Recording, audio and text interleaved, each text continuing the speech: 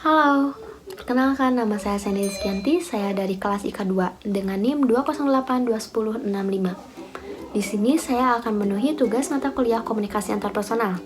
Nah, dalam komunikasi antarpersonal ini saya banyak belajar tentang komunikasi. Salah satunya yaitu tentang konsep diri. Konsep diri ini membuat saya mengenali diri saya sendiri.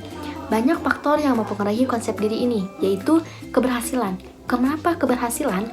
Karena keberhasilan membuat rasa bangga terhadap diri sendiri dan puas terhadap diri sendiri. Maka ketika saya ingin melakukan sesuatu lagi, saya lebih percaya diri karena saya sebelumnya pernah berhasil. Nah, kemudian yang kedua, kegagalan. Kenapa kegagalan? Karena ketika saya merasakan kegagalan juga, diri saya ini menjadikan kegagalan itu sebagai motivasi saya agar di kemudian harinya saya bisa belajar dari kegagalan saya. Nah, yang ketiga, reaksi orang lain. Kenapa sih harus reaksi orang lain yang mempengaruhi faktor konsep diri ini? Nah, sebelumnya saya merasa pernah diperlakukan tidak baik oleh orang lain. Namun saya tidak menyalahkan orang lain itu. Saya introspeksi diri ketika saya diperlakukan tidak baik oleh orang lain. Maka ketika saya ingin diperlakukan baik oleh orang lain, saya juga memperlakukan orang lain baik. Maka orang lain ini adalah salah satu yang mempengaruhi konsep diri. Setelah membahas konsep diri, di sini saya juga pernah mengalami kegagalan hubungan antar pribadi, yaitu suatu pemutusan hubungan dengan salah satu teman saya. Teman saya ini merupakan orang yang egois, tidak mau mendengarkan, selalu berbicara buruk, bahkan ketika saya berbicara pun teman saya ini selalu memotong pembicaraan saya.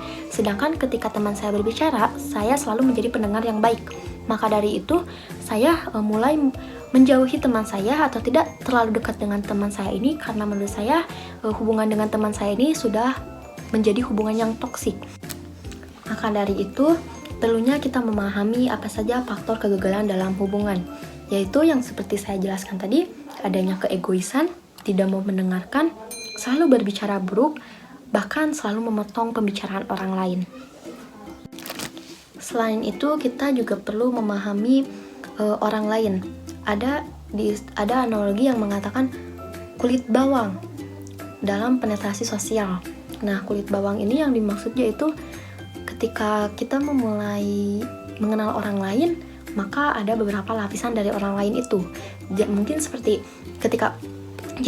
ketika saya berkenalan dengan salah satu teman saya, namun yang awalnya menerima saya, namun akhirnya lama-kelamaan tidak menerima saya, atau yang awalnya tidak menerima saya, tetapi lama-kelamaan mulai menerima saya.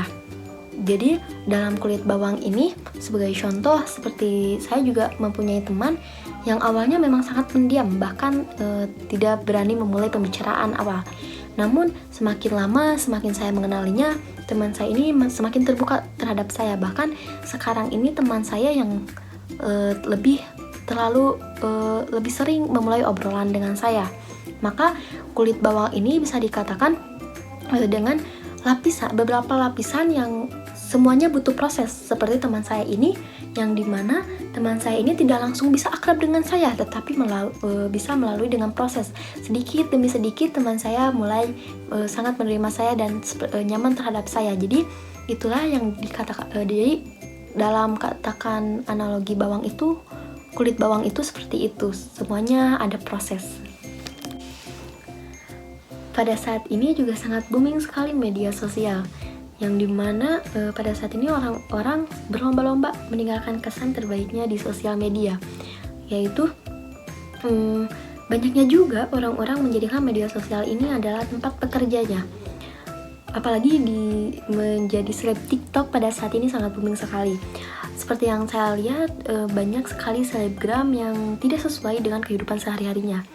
Misalnya seperti ada salah satu artis seleb TikTok yang dia itu merupakan seorang pelawak. Namun ketika saya bertatap langsung, ternyata dia tidak seperti itu. Bahkan dia itu seperti keren, cool gitu. Namun ketika saya lihat media sosialnya, TikToknya, dia sangat kocak sekali. Ya mungkin seperti itu salah satu contohnya. Atau bahkan teman saya juga di sini adalah seorang penulis.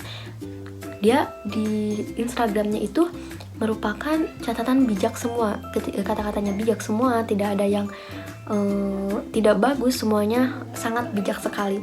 Namun ketika saya ketemu bertatap langsung, teman saya ini yang seorang penulis ini merupakan orang yang sangat pelawak dan bahkan lucu sekali. Jadi seperti itu, banyak perbedaan antara media sosial dan kehidupan sehari-hari. Banyaknya di media sosial ini dijadikan sebuah pekerjaan juga, atau ingin seperti teman saya ini ingin menampilkan yang terbaik yang tidak diketahui oleh teman-teman media sosialnya. Jadi sangat berbeda perannya dalam kehidupan sehari-hari dan dalam media sosial. Dia tidak ingin menunjukkan apa yang sebenarnya terjadi di dalam media sosial, agar media sosial itu dia menjalankan perannya di media sosial dengan sangat baik, namun berbeda dengan kehidupan sehari-harinya. Itulah beberapa penjelasan yang bisa saya berikan. Semoga bermanfaat dan terima kasih. Dadah.